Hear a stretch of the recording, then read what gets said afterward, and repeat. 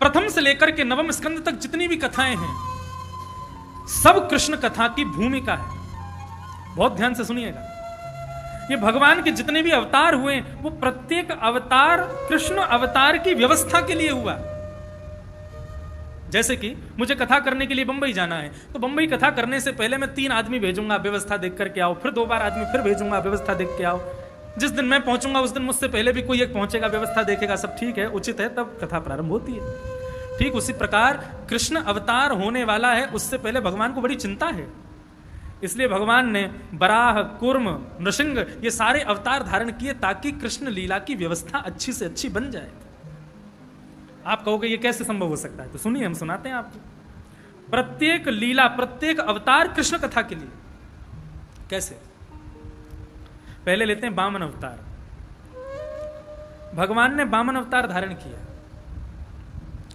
तो जैसे ही ठाकुर जी वामन बनकर के गए तो बलि के द्वार पर जैसे तो ऐसा ही बालक देना, या फिर इसी को ही मेरा बालक बना देना। वामन भगवान के प्रति बाल वात्सल्य भावना प्रकट हुई। किसकी? रत्नमाला की, बलि की पुत्री की। भगवान बोले ठीक है, पूरी करेंगे तुम्हारी मन की इच्छा। लेकिन बलि वामन संवाद जैसे ही चलने लगा और वामन भगवान ने 3 पग जमीन का वरदान मांगा, बलि ने कमंडल से जल देकर के संकल्प कर दिया कि 3 पग जमीन देंगे। संकल्प करते ही वामन भगवान विशाल बन गए। 2 पग से उन्होंने तीनों लोक नाप लिए। तीसरा पग देने के लिए बलि के पास कुछ भी नहीं बचा।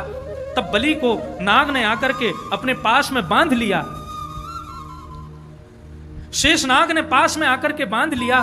उस समय रत्नमाला जो बलि की पुत्री है, भगवान के प्रति वात्सल्य भाव उसका नष्ट हो जाता है।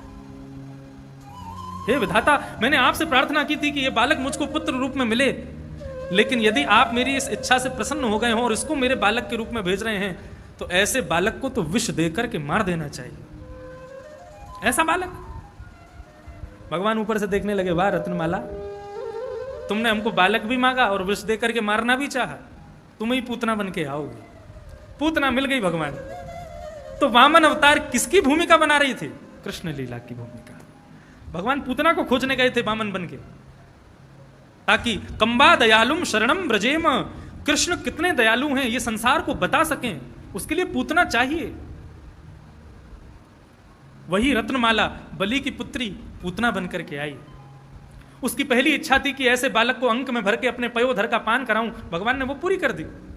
लेकिन दूसरी इच्छा हुई कि ऐसे बालक को तो कालकूट विष पिला करके मार देना चाहिए, भगवान ने वो भी इच्छा पूरी कर दी। उसके स्तनों पर लगे हुए विष को भगवान ने पान किया। लेकिन थोड़ी सी हेर फेर हो गई कि उसकी इच्छा तो थी कि कालकूट विष पिला के मार देना चाहिए, लेकिन हेर फेर यह हुआ कालकूट विष पी करके भगवान ने उसी को पधरा दिया, वही पधारे गए। तो वामन अवतार की पूरी भूमिका किसके लिए? कृष्णावतार के लिए। अब आ जाओ, कौन? बराह अवतार। भगवान सूकर के रूप में प्रकट हुए। जितम जितम ते जित यज्ञ भावना त्रयीम तनुम स्वाम परिधुन्वते नमः यद्रोम गर्तेषु निलिल्लुरध्वर तस्मै नमः कारण सूकरायते। भगवान बराह बनकर के आए। और बराह अवतार क्यों हुआ? हिरण्यकश्यप का छोटा भाई हिरण्याक्ष पृथ्वी को लेकर के रसातल में चला गया। ब्रह्मा जी ने स्तुति की तो भगवान बराह बन के प्रकट हुए। रसातल में जाकर के उन्होंने पृथ्वी को जैसे ही अपनी दाढ़ पर धारण किया, अपनी जो जिस प्रकार सूकर का मुख भार होता है उसके ऊपर जैसे ही धारण किया, तो पृथ्वी के हृदय में भगवान के प्रति प्रियतम का भाव उत्पन्न हो गया। भगवान के अधरों का उसको रस मिल गया। पृथ्वी के मन में इच्छा होने लगी, ये जो अपनी दाढ़ पर मुझको उठा करके ले जा रहे हैं, हे विधाता ऐसी कृपा हो जाए कि ये मुझको मेरे प्रियतम के रूप में, पति के रूप में प्राप्त हो। कृष्णावतार में वही पृथ्वी भगवान की पत्नी सत्यभामा बनकर के आई और भगवान ने उनके साथ ब्याह किया। तो बराह अवतार किसके प्रयोजन के लिए? कृष्णावतार। तीसरा पृथु। देखो संपूर्ण कथा भी होती जा रही है, सारे अवतार भी होते जा रहे हैं। पृथु बनकर के भगवान पधारे, जिनकी वजह से इस धरती को पृथ्वी कहा जाता है। इस धरती को पृथ्वी क्यों कहा जाता है बताओ?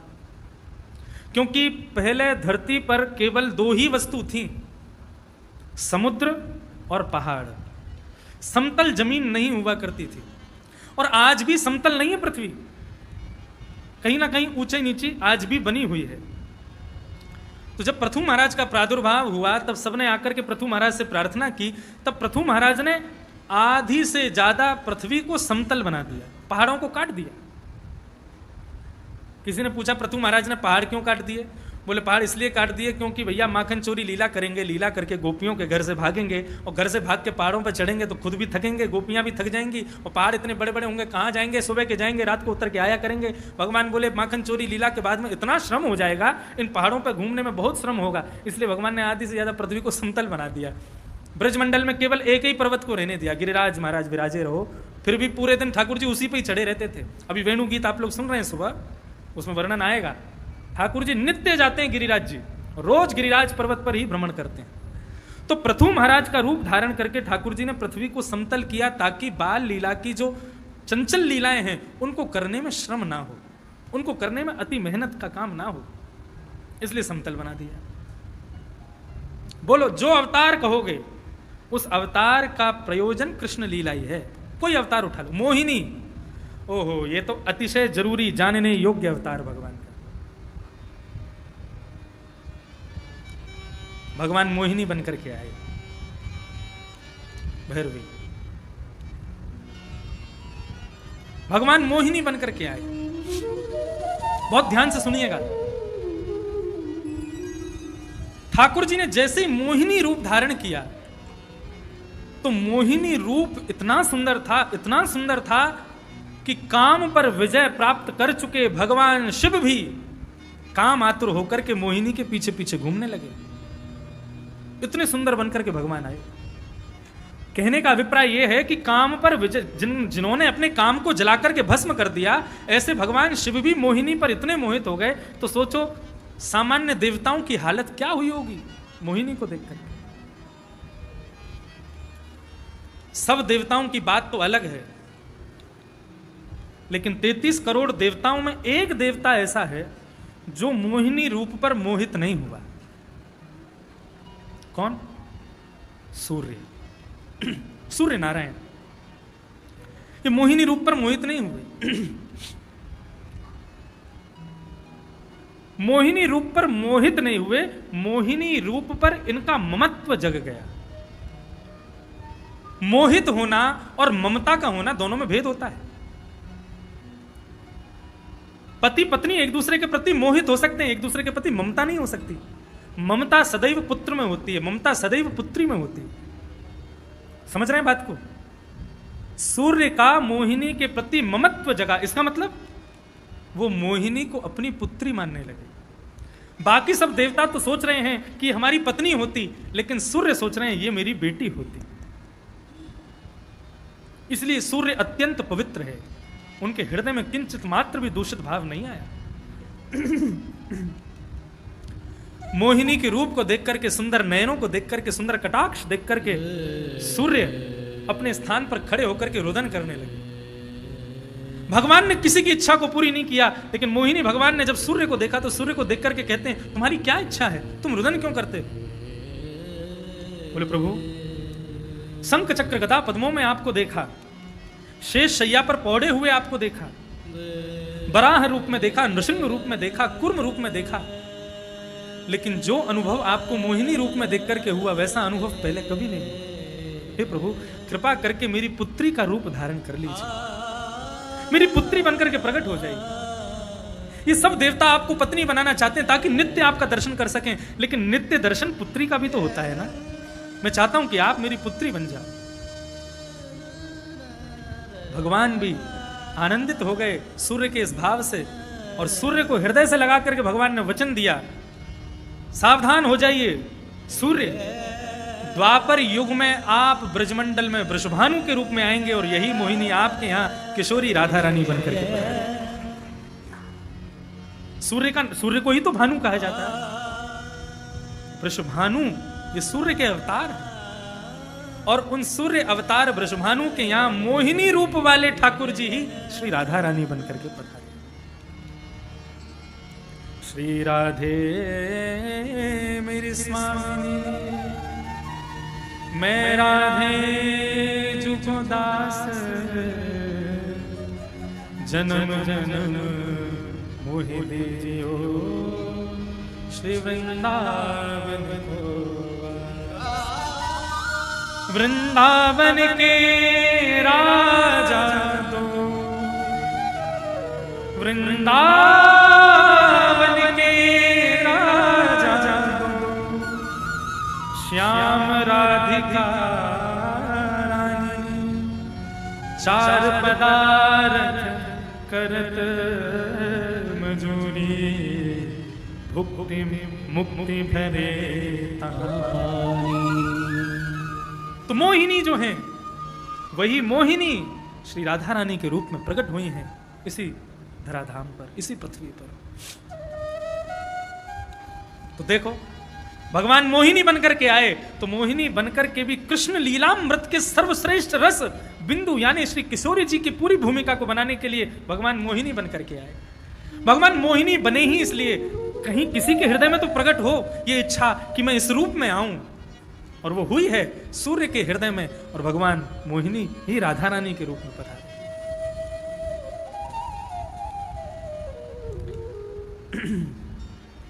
कितने अवतार गिना दिए हमने? वामन, बराह, पृथु, मोहिनी, और कोई नाम बोलो हम बता देंगे तुरंत। हाँ, नृसिंह, मत्स्य, वाह मत्स्य, कुछ तो अपने आप भी खोज लो, सब हम ही बताएंगे। मत्स्य बनकर के भगवान पधारे। कूर्म का बताते हैं पहले। कूर्म बन के भगवान आए, कछुआ। क्यों? द्वारिका नगरी को भगवान ने समुद्र के बीच में क्यों बनाया?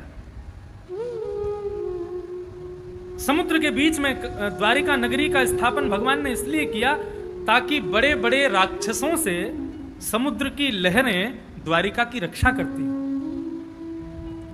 और समुद्र में जो लहर आती हैं वो किसके कारण से आती है? पहले समुद्र में लहर नहीं होती थी।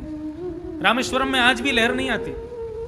आप धनुषकोडी चले जाएंगे वहां लहर आती है, और इधर जाएंगे आएंगे रामेश्वर मंदिर के ठीक सामने जो समुद्र है वहां पर आज भी समुद्र समतल है, बिल्कुल शांत। समुद्र का स्वभाव शांत है, लेकिन जो उसमें उफान होता है, जो ज्वार भाटा आता है, वो किसके कारण से आता है?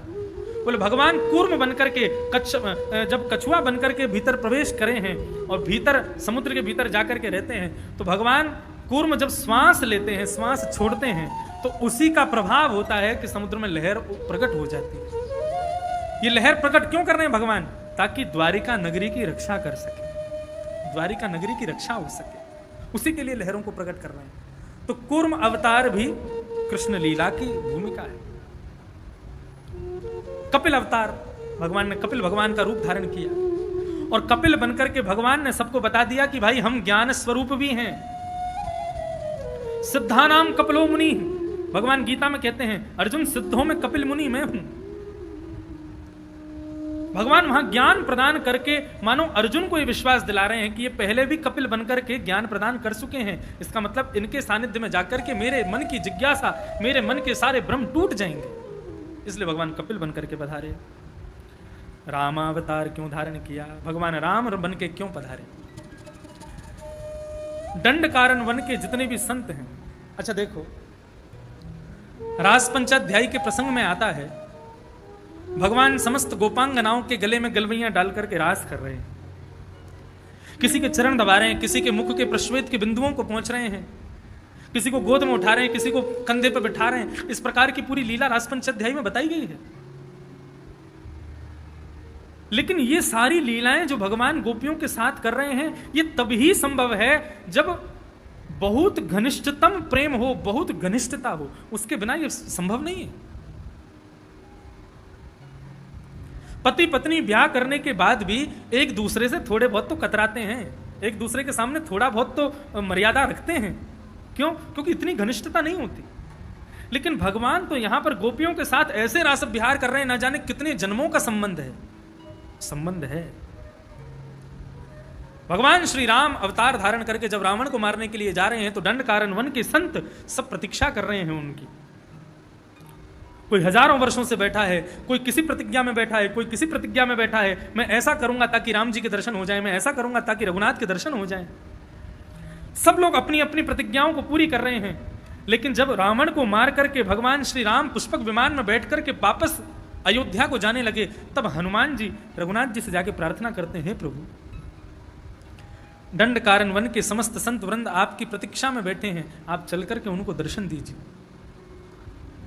तो प्रभु श्री राम कहते हैं, बोले वो सब तो ठीक है, लेकिन यदि मैं दंड कारण गया और एक दिन का भी विलंब हो गया और उस विलंब के कारण से अवध में मेरी प्रतीक्षा में बैठे हुए भरत जी ने यदि अपने प्राण त्याग दिए, तो संपूर्ण लीला और 14 वर्ष के वनवास का कोई महत्व रह नहीं जाएगा।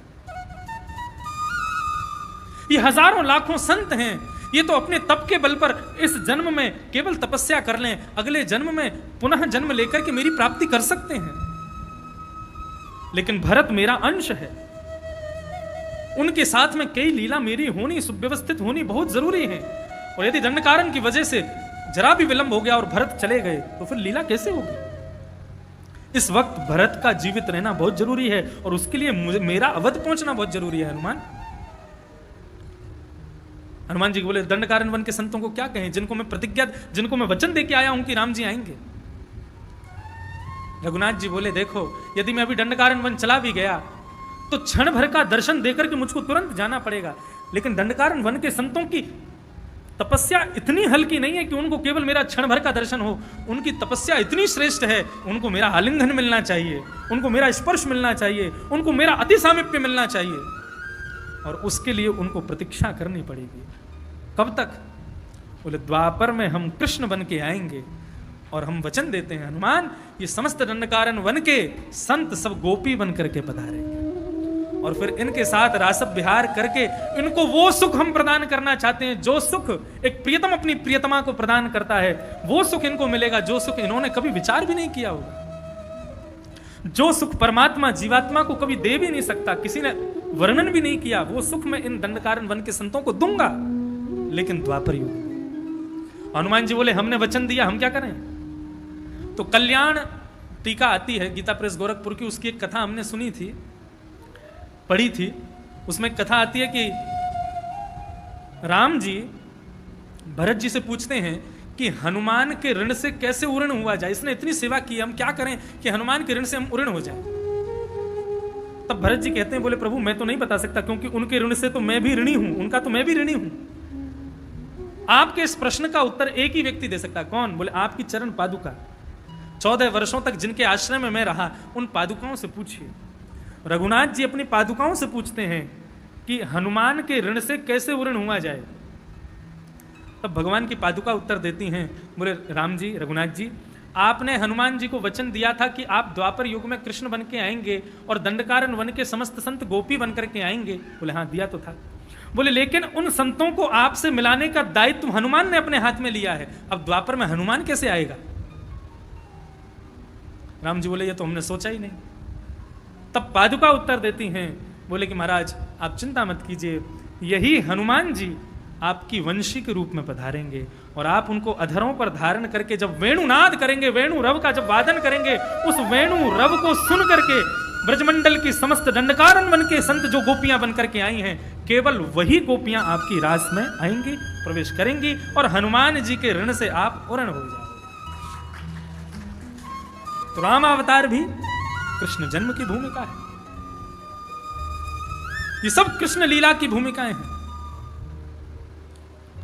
भगवान परशुराम बनकर के आए, परशुराम अवतार धारण किया। क्यों? कंस को मारने के लिए धनुष परशुराम जी ने दिया था, यदि कंस को धनुष नहीं देंगे तो फिर वध कैसे होगा उसका? इसलिए भगवान परशुराम बनकर के आए ताकि कंस को शिष्य बना लें, शिष्य बना के उसको धनुष दें, उसी धनुष को कृष्ण तोड़ दें और तोड़ करके कंस का वध कर दें, इसलिए परशुराम बन के आए। नृसिंह भगवान नृसिंह बनकर के आए। नृसिंह क्यों बनकर के आए? बोले जय विजय भगवान के पार्षद ही हिरण्यकश्यप बनकर के आए हैं, भगवान नृसिंह बनकर के आए, आकर के उसका वध किया और कहा भाई अब चल तेरा वध कर दिया, अब जल्दी से जा द्वापर में जाके तू ही शिशुपाल बन जा, शिशुपाल बनेगा तब हम कृष्ण बनकर के आएंगे, तेरा वध करेंगे। दत्तात्रेय बनकर के आए, 24 गुरु बनाए और यही दत्तात्रेय भगवान के पूर्वज यदु के गुरु बने, यदु महाराज, जिनकी वजह से भगवान के संपूर्ण वंश को यदुवंश कहा जाता है। दत्तात्रेय नहीं होते तो भगवान के वंश को यदुवंश नहीं कहा जाता। क्षत्रिय कुल रहता, लेकिन वो यदुवंश के नाम से प्रसिद्धि उसकी इसीलिए हुई क्योंकि यदु महाराज दत्तात्रेय के शिष्य थे और वो दत्तात्रेय भगवान के अवतार हैं। तो इस प्रकार समस्त अवतार का प्रयोजन केवल और केवल कृष्ण लीला की भूमिका से, कृष्ण लीला की भूमिका ही समस्त अवतारों का प्रयोजन है।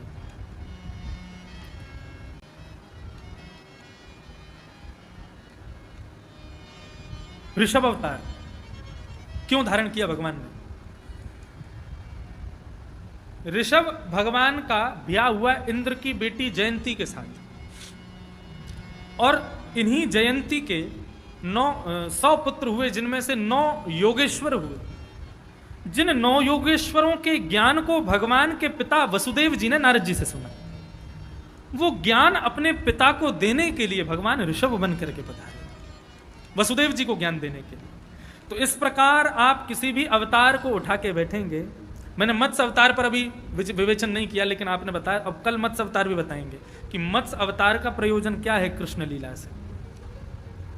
तो भगवान के जितने भी अवतार हैं, ये समस्त अवतार कृष्ण लीला की भूमिका है, कृष्ण लीला के प्रयोजन है, कृष्ण लीला की ही व्यवस्था है। तो इस प्रकार